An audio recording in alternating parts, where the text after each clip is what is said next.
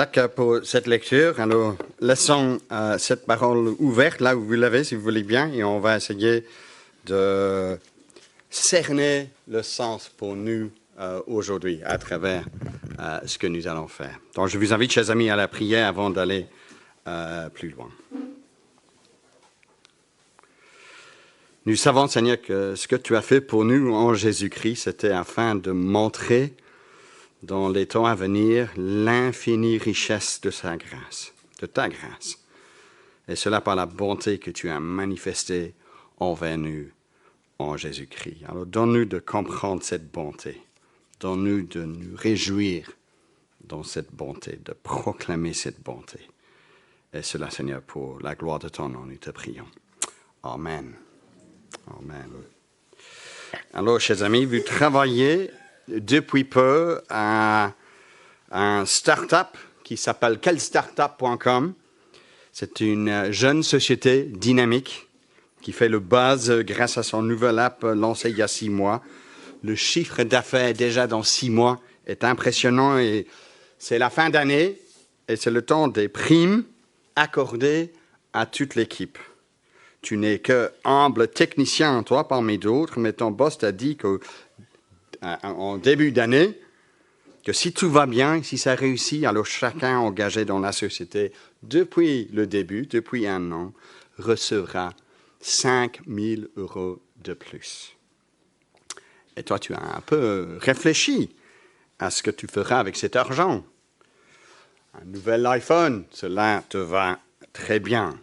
Et en plus, il y aura de quoi pour aider avec la facture de la nouvelle chaudière nécessaire pour être conforme aujourd'hui avec les normes énergétiques. Tu entres au bureau le mercredi matin, le 21 décembre, et tu croises dans l'ascenseur un jeune technicien, tout souriant. Il n'a été embauché rien qu'au début de ce mois de décembre. Qu'est-ce qui t'arrive? Tu lui demandes. Il te montre son écran où il y a le mail que lui, il vient de recevoir. Nouvel employé. Lui a reçu une prime de 5 000 €. Waouh! Il a reçu 5 000, lui! Bah, c'est merveilleux! Et tu fais vite le calcul dans ta tête. Alors, 11 fois 5 000 égale 55 000. Ha! Avec ça, moi j'aurai non seulement la chaudière sans difficulté, mais je peux aussi remplacer le toit. Je peux acheter une nouvelle voiture électrique. Ah, ça serait super utile pour ma vie ici à Bruxelles. Yes! Et donc tu sors de l'ascenseur avec un grand sourire, toi, et tu t'assieds devant ton écran. Un autre collègue en face, embauché en octobre, semble être de bonne humeur aussi. Mais tu estimes que ce serait un peu impoli de lui demander directement, mais toi, combien t'as eu, toi? Mais sans entraîner, à ce moment-là, tu cliques sur tes propres notifications. Et là, il y a le mail des ressources humaines qui confirme ce que toi, tu as reçu comme prime. Mais ce n'est pas 55 000. Ce n'est pas 35 000. Ce n'est pas 15 000. Ce n'est que 5 000. Le même montant que celui qui vient d'arriver il y a à peine 2 semaines. Bon, dégonflé. Tu te dis qu'après tout, tu n'auras que l'iPhone et de l'aide pour cette facture de la chaudière. Et tu te demandes, mais pourquoi ce nouveau technicien, lui, touche ce que toi, tu touches en prime? Tu t'es donné à fond pour cette société toute cette année-ci. N'est-ce pas un petit peu injuste, cela?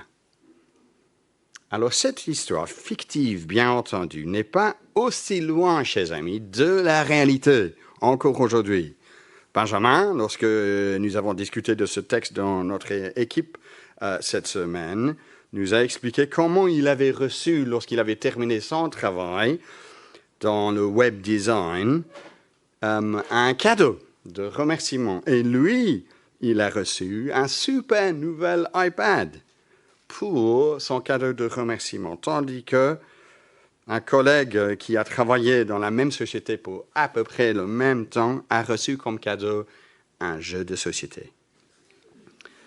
Donc, si tu vois ton collègue recevoir un iPad, valeur d'environ, disons, 700 €, et toi, tu as reçu un jeu de société, valeur, disons, de 30 €, nous pouvons comprendre, il me semble, le ressenti d'injustice.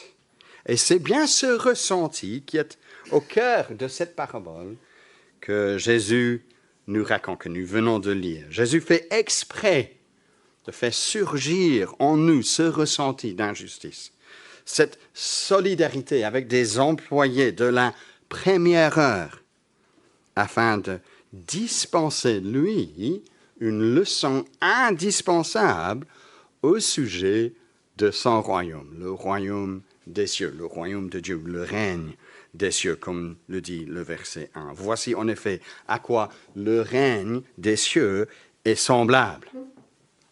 La parabole nous enseigne que la grâce, c'est-à-dire le don immérité de Dieu, le manque de mérite que nous avons, est la clé pour pouvoir entrer dans le royaume de Dieu.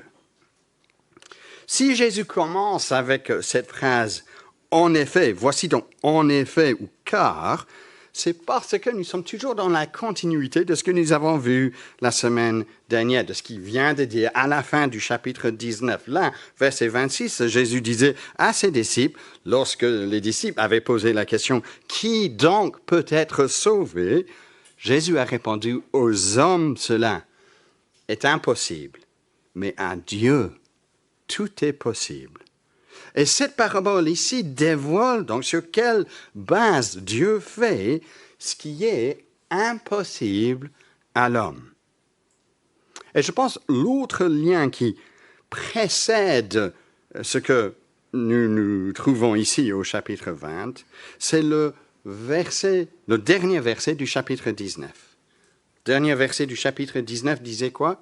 Beaucoup de premiers seront derniers et beaucoup de derniers seront premiers. Dans l'histoire ici, au chapitre 20 que Jésus raconte, il y a ceux qui sont engagés, quoi? En premier. Et ceux qui sont engagés à la dernière heure. Il y a les premiers qui passent en dernier pour recevoir leur salaire. Et lorsqu'ils ont reçu leur denier, que disent-ils? Verset 12, ces derniers venus n'ont fait qu'une heure. Donc cela mène à la conclusion que Jésus donne au verset 16 de notre texte de ce matin. C'est ainsi, dit-il, que les derniers seront premiers et les premiers derniers. Sur quelle base devient-on donc un premier? Sur base de sa grâce, de ce don immérité qu'il nous donne. Et cela, au premier abord, est scandaleux pour l'être humain. C'est pourquoi le titre que j'avais donné à ce message, c'est « Le scandale de la grâce ». Et cela nous mène directement donc à ce premier des deux points que vous allez trouver aussi dans votre livret. Premier point, la grâce qui nous trouble. Dieu serait-il injuste? La grâce qui nous trouble. Dieu serait-il injuste? Tout va bien dans cette histoire que Jésus raconte, jusqu'au moment où, à la fin de la journée, les ouvriers reçoivent leur salaire. Le maître doit embaucher des ouvriers saisonniers pour la récolte de sa vigne. Il se met d'accord avec les ouvriers de la première heure, c'est-à-dire vers 6 heures du matin, pour le paiement d'un salaire de 1 denier par jour. 1 denier, c'est le salaire normal d'un jour de travail à l'époque. Et le maître continue à la 3e heure, donc à 9 heures, à la 6e heure, c'est-à-dire vers midi, et même à la 9e heure, à 15 heures, à embaucher d'autres ouvriers. Leur salaire n'est pas mentionné pour ces autres ouvriers engagés, mais l'attente sera de recevoir un pourcentage d'un denier en fonction du temps qu'ils travaillent. Que le maître embauche des ouvriers même à la 11e heure, c'est-à-dire à 17 heures de l'après-midi, cela est un peu ridicule Vaut-il vraiment la peine de les engager pour si peu de temps? Mais ces hommes n'ont pas de travail, ils attendent qu'on mette la coutume de l'époque à la place du village pour être embauchés pour ce travail-là. Et le maître, il peut quand même se servir d'eux. Et donc tout va bien jusque-là, c'est normal. Tout le monde gagne quelque chose et ce maître, il est correct, même généreux de faire un effort d'embaucher ces ouvriers qui n'avaient pas de travail. Mais ça change lorsqu'on arrive au soir. Là, la tension monte quand le maître demande à l'intendant d'aller des derniers aux premiers. Les derniers ont reçu, eux, un denier. Et dans verset 10, les premiers, pensant recevoir davantage, ne recevoir que eux aussi un denier. Et leur réaction, verset 11, ils se mirent à maugréer contre le maître de la maison. Ils disent, verset 12, « Ces derniers venus n'ont fait qu'une heure, et tu les traites à l'égal de nous, qui avons supporté le poids du jour et la chaleur. » Sous-entendu, c'est pas juste, c'est pas juste. Et le maître, il comprend la plainte, dans ce sens, car il répond à l'un d'eux, « Mon ami, je ne fais pas de tort. Ne t'es-tu pas mis d'accord avec moi pour un denier? » Et le mot là pour tort, ici vient de la même racine du mot utilisé au verset 4, lorsqu'il disait à ceux qui sont engagés à la 3e heure qu'il leur donnera ce qui est juste. Donc ici, au verset 13, nous aurions pu traduire ce que le maître a répondu ainsi. « Mon ami, je ne te fais pas d'injustice. » Alors pourquoi il n'est pas injuste au final? Car les premiers employés se sont mis d'accord avec lui pour un denier. C'était correct, ils ont gagné ce qui leur est dû. Ils n'ont pas été maltraités, ils ont été correctement, avec dignité, avec justice.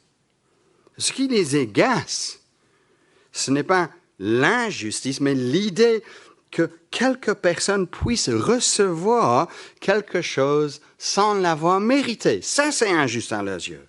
Nous avons mérité ce salaire, disent les premiers. Eux, les derniers, ne l'ont pas mérité. C'est injuste. Mais ce n'est pas injuste. Il était juste envers les premiers. Mais plus que cela, il a été généreux envers les derniers. C'est ce qu'il dit, verset 14. « Je veux donner à celui qui est le dernier autant qu'à toi. Ne m'est-il pas permis de faire de mes biens ce que je veux? » Mais bien sûr, il est permis de faire ce qu'il veut avec ses biens. Et donc maintenant, il est temps, je pense, de sortir de cette histoire et revenir au contexte dans lequel Jésus l'avait raconté. Car nous venons, au chapitre 19, de rencontrer un jeune homme riche qui croyait pouvoir hériter la vie éternelle en faisant quelque chose au-delà de ce que la loi de Dieu lui demande de faire. Mais ensuite, il y a les disciples de Jésus qui croient encore que leur sacrifice pour suivre Jésus doivent aussi contribuer à leur statut de membre du royaume des cieux.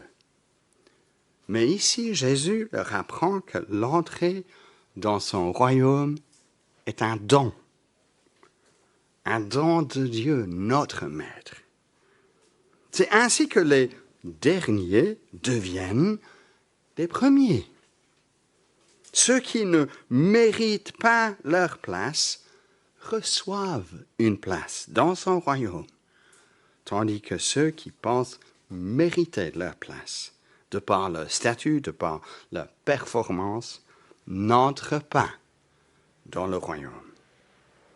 Donc si notre point de départ, c'est que je dois mériter ma place dans le royaume, l'idée que Dieu donne une place à quelqu'un qui ne la mérite pas m'agace, me trouble.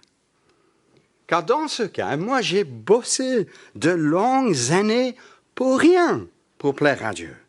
J'aurais pu rien faire, vivre même dans la débauche, car Dieu aurait pu me faire grâce ainsi, n'est-ce pas?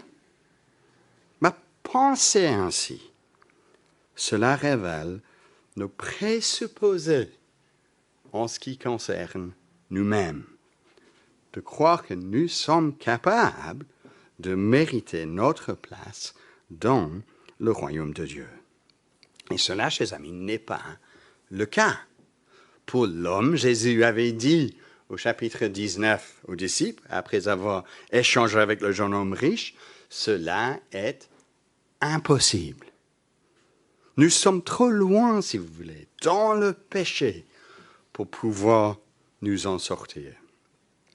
Alors ici, un texte du Nouveau Testament, utile pour approfondir ce que nous venons de lire, se trouve dans l'Épître aux Éphésiens. Si vous avez moyen de trouver l'Épître aux Éphésiens, je vous invite à trouver cela. Le début d'Éphésiens chapitre 2 parle de notre problème, que nous ne sommes pas simplement pécheurs, dans le sens où, de temps à autre, dans la faiblesse humaine, nous faisons quelque chose qui enfreint la justice de Dieu. Nous faisons cela, bien entendu. Mais les péchés commis par l'homme, vos péchés, les miens, révèlent notre état de pécheur, rebelle contre Dieu. Bien que, d'un point de vue externe, je suis peut-être gentil.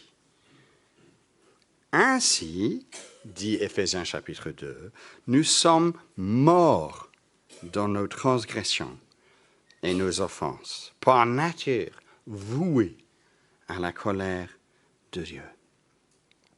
Et ce n'est pas alors une petite dose de religion qui arrive à pallier ou à guérir cette plaie, comme un pansement qu'on pourrait essayer de mettre sur une blessure profonde. Ce pansement ne suffit pas, non, il faut des points de suture.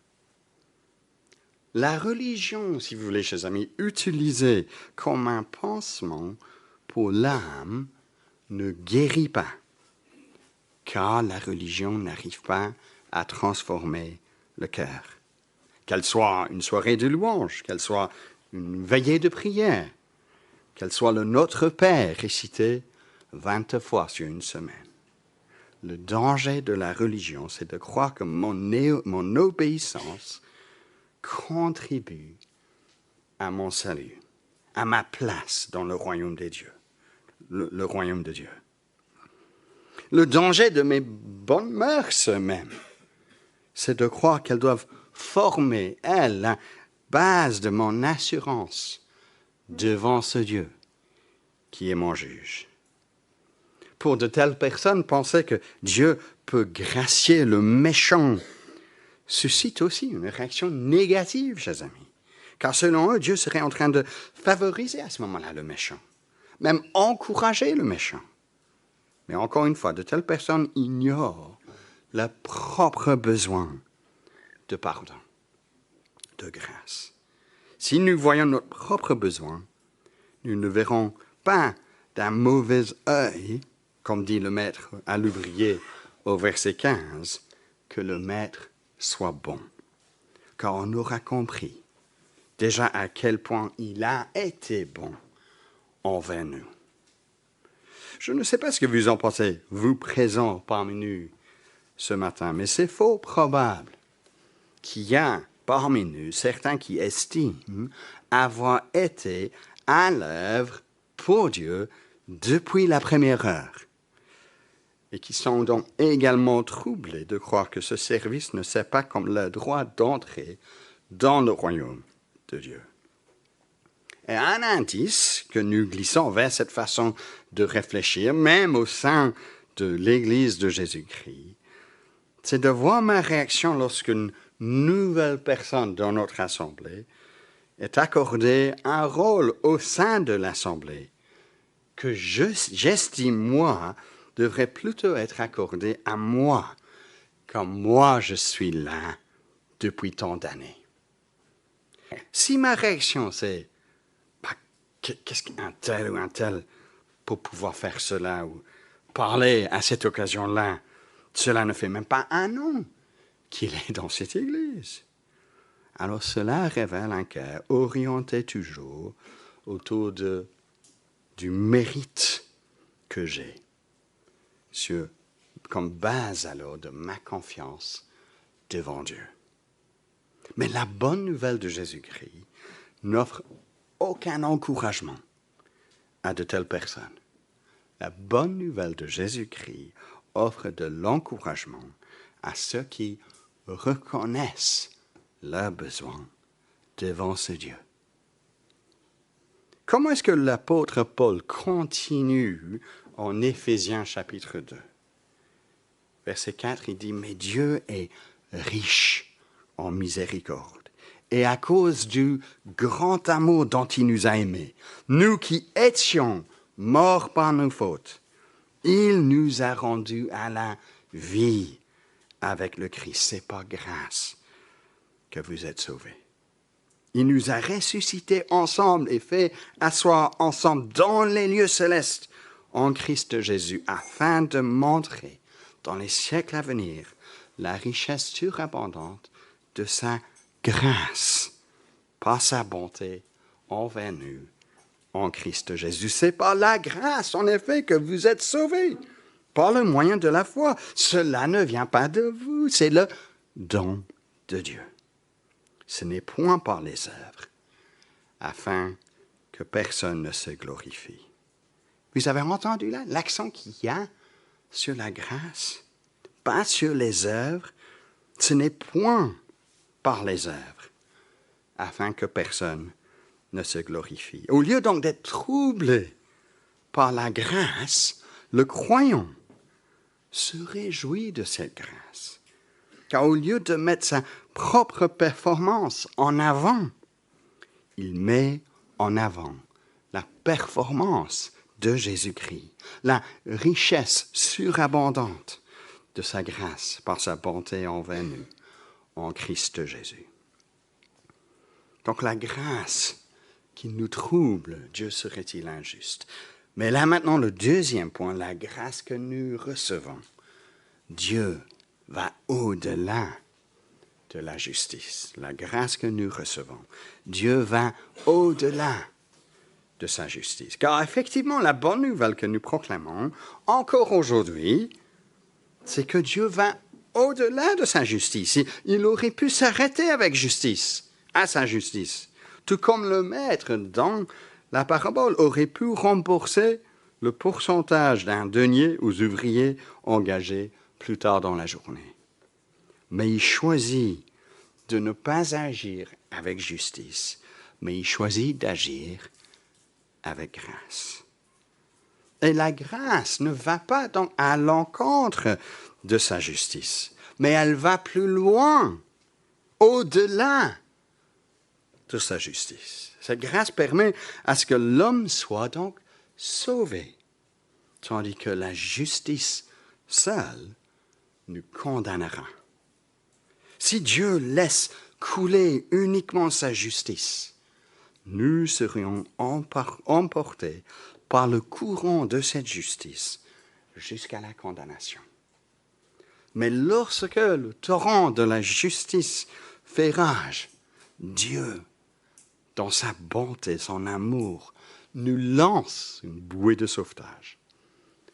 Et cette bouée de sauvetage, c'est Dieu lui-même, dans la personne de Jésus-Christ. La grâce qu'il nous offre n'est pas donc une substance, si vous voulez. C'est pas un dépôt de bonté accessible par un processus religieux. Non. La grâce, c'est Jésus-Christ, une personne, l'homme qui est Dieu, suspendu sur une croix pour que la justice de Dieu soit rendue, pour que la rébellion de chaque personne ici présente soit condamnée, jugée. Il paye la peine de cette rébellion lorsqu'il meurt sur la croix. Et donc le pardon est possible sans compromettre la justice de Dieu. C'est par grâce, dit Paul, que vous êtes sauvés, par le moyen de la foi. La foi, c'est la façon par laquelle nous attrapons cette bouée de sauvetage. Nous le recevons en disant « Oui, merci, j'en ai besoin ». Et nous ne disons pas « Ah, tu sais quoi, c'est gentil de penser à moi, mais je crois encore avoir suffisamment d'énergie pour pouvoir m'en sortir. » Non, je dis « J'en ai besoin, merci ». Donc, quelle est notre contribution au salut pour avoir la vie éternelle, pour entrer dans le royaume des cieux? Aucune. C'est impossible pour l'homme, Jésus a dit à ses disciples. Et juste pour nous aider, voici un autre verset très clair sur ce point.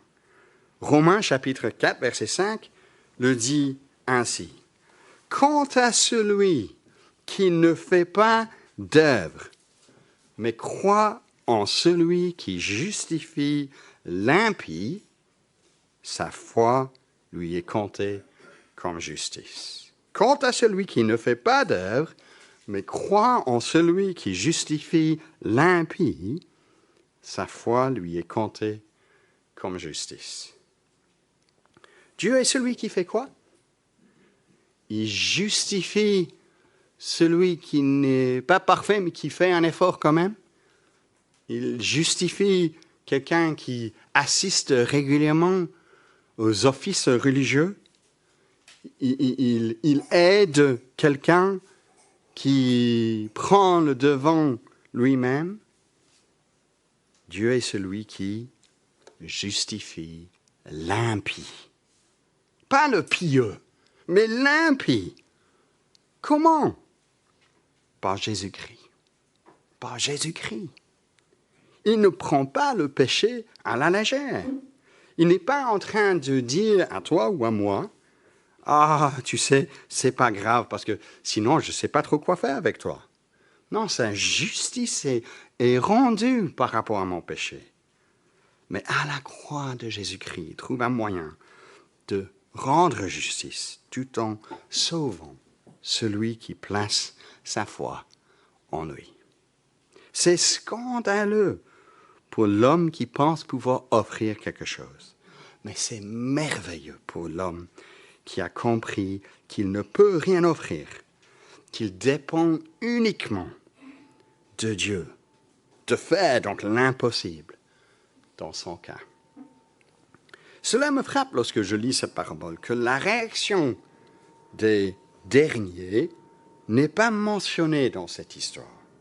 Verset 9, ceux de la 11e heure vinrent et reçurent chacun un denier. C'est tout ce qui est dit. On imagine, n'est-ce pas, qu'ils avaient un cœur bien plus léger suite à leur passage du bureau de l'intendant du maître. Regarde ce qu'ils m'ont donné, les amis.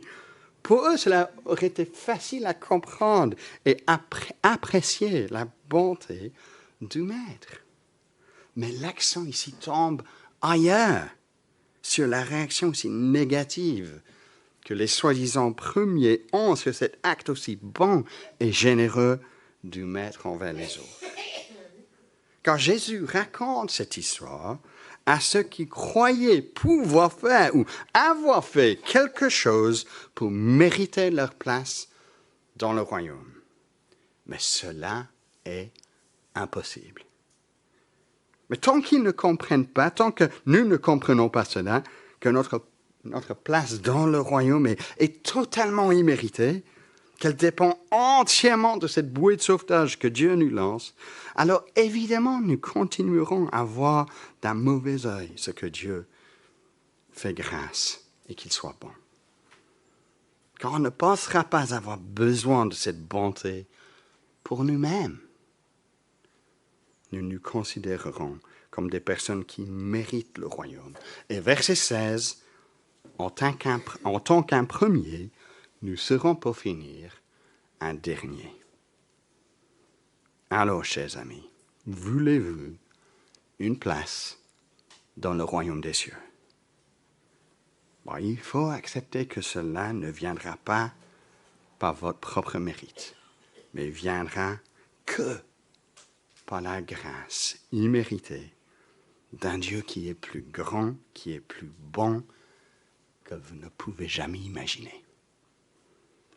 Il faut saisir Jésus-Christ et ce qu'il offre de par sa mort à notre place. Lui seul est capable de nous rendre à la vie avec le Christ. Il est capable de faire ça pour moi. Il est capable de faire cela pour toi. Il faut reconnaître ton besoin profond de cette grâce qu'il nous offre. Veux-tu témoigner autour de toi que ta place au sein du royaume n'est que grâce à cette grâce? Si cela est le cas, adoptons une attitude tout autre de ces ouvriers de la première heure. Réjouissons-nous que quelqu'un qui se rend dans cette église, qui s'assied dans une place qu'habituellement vous prenez comme la vôtre, qui parle une langue étrangère que la vôtre, qui a plus d'apprentissage que vous à faire pour comprendre les normes de ce royaume, qui ne voit pas aussi vite peut-être que toi comment il ou elle peut aider dans le service du royaume, qui n'a pas encore de l'expérience du langage même employé au sein du royaume. Réjouissons-nous d'une telle personne à sa place dans le royaume, quand une telle personne, tout comme moi et toi, a été graciée par Jésus-Christ, sauvée de son jugement, rendue de la mort à la vie. Car si pour une personne religieuse ou une personne de bonne mœurs, la grâce peut être un scandale, pour une personne qui a bénéficié de cette grâce, son expérience de cette grâce est telle que cela a chamboulé notre vie tout entière.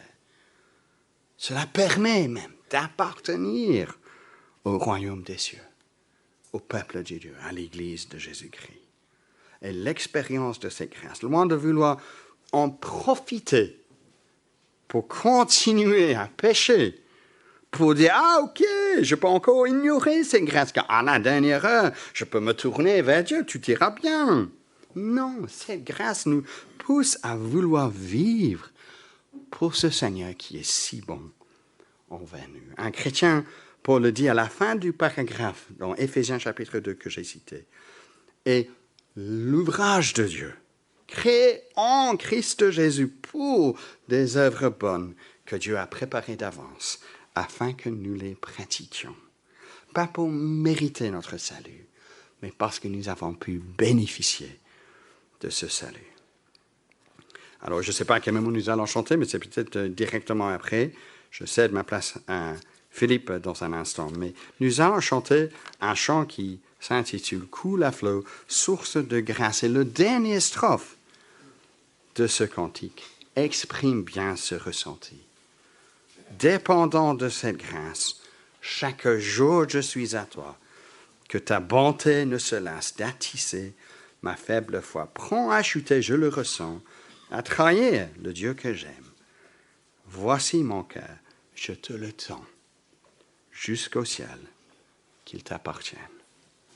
Comment est-ce que notre cœur appartient à notre Dieu? Par cette grâce qu'il a déversée sur nous, dans la personne de son Fils, Jésus-Christ. Je vais prier, et puis je cède ma place à Philippe. Je ne sais pas où il est. Prions ensemble.